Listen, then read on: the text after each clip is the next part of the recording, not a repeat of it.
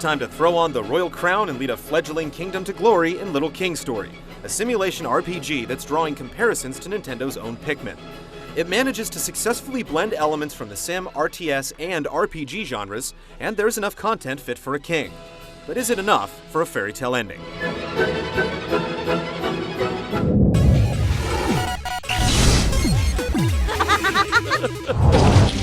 A magical gold crown. The fable begins with a young boy stumbling upon a magical crown that grants its wearer the ability to command others. After displaying your prowess to the citizens of Alpoco, a knight named Hauser declares you the true king and charges you with the task of building up the kingdom and unifying the world. It's a tall order for such a young lad, but a lively bunch of supporting characters will aid you along the way. While the narrative isn't incredibly strong or well-developed in Little King Story, it does serve to add to the overall style and atmosphere of the game. Its tongue-in-cheek nature has fun with the fairy tale genre and sports humorous dialogue and a bit of adult-oriented innuendo. It's just enough to keep you entertained.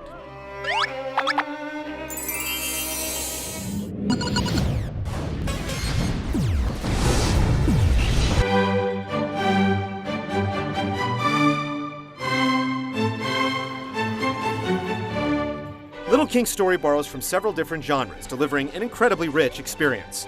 The action breaks down into 4 basic activities: exploring the unknown regions of the world, raiding nearby kingdoms and conquering them, completing quests in order to expand your dominion, and cultivating your kingdom so that it continues to flourish. It offers up a diverse amount of action that ensures things never become stale. The primary objective is to conquer your neighboring kingdoms in order to unify the world. In order to accomplish this, you need to recruit citizens to serve as your royal guard. You're initially limited to workers who can gather and dig, but as you improve your kingdom and unlock additional resources, you gain access to new jobs. Unless you have the right person for the job, many areas of the world remain locked off, which forces you to build up your ranks. This means taking on quests to grind for cash.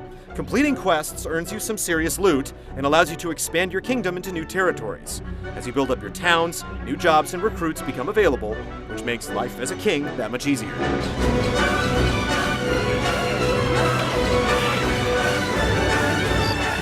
Once you've amassed a fierce royal guard, you can charge into enemy territory to take on one of 7 rival kings.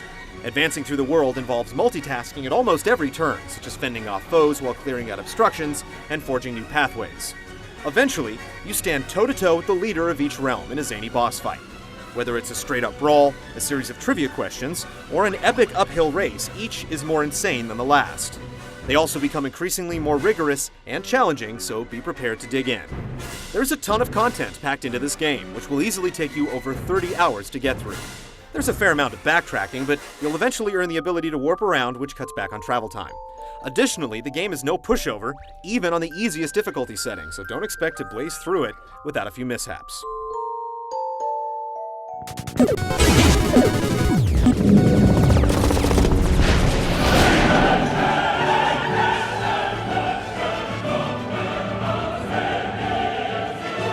Though it's rare for a king to come down off his throne and get his mitts dirty, this royal lad is very hands-on.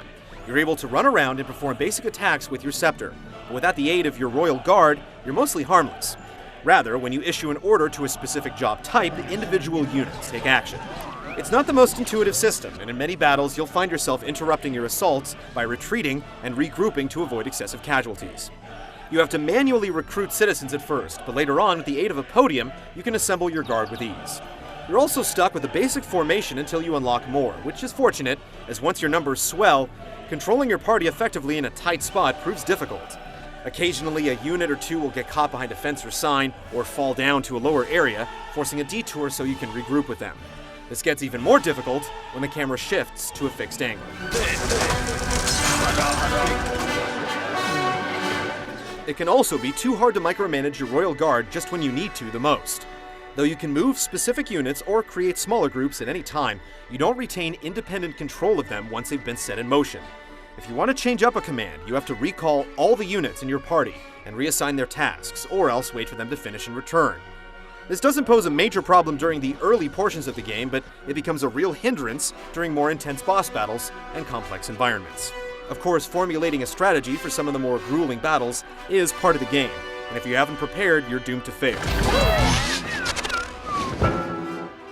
Many of the boss battles are trial and error until you figure out the right patterns, though you're able to retry them immediately if you fail.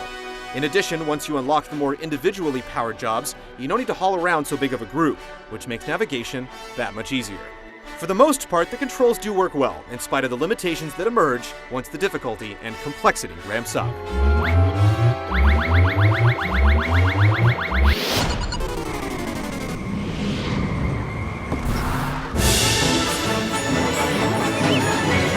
Though it's impressive just how much is going on at any given time, Little King Story's visuals aren't pushing any limits.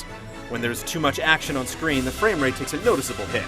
Still, it's a decent-looking game, and there are some nice touches here and there, such as the king's grizzled look the longer he goes without rest. There's a little bit of voice work here and there, which shifts between several languages as well as some gibberish, but it's brief and hardly leaves an impression.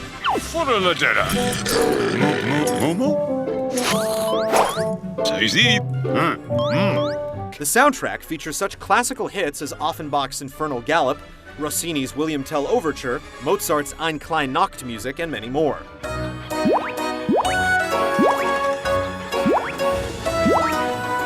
It may be a bit of a cop-out, but the music really fits the game's style, especially during many of the boss fights.